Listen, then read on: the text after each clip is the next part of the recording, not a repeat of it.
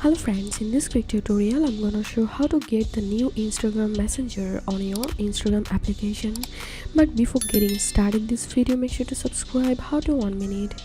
First of all, open your Instagram application, then open your Instagram profile and then click on this 3-line icon here and click on this update messaging option, and there's a new way to message on Instagram. Now click on update and now click on continue. Yes, finish setup. And after that, if I go back to my Instagram feed, and here we can see the message is now added into my Instagram. This was how we can get the new Instagram Messenger very easily.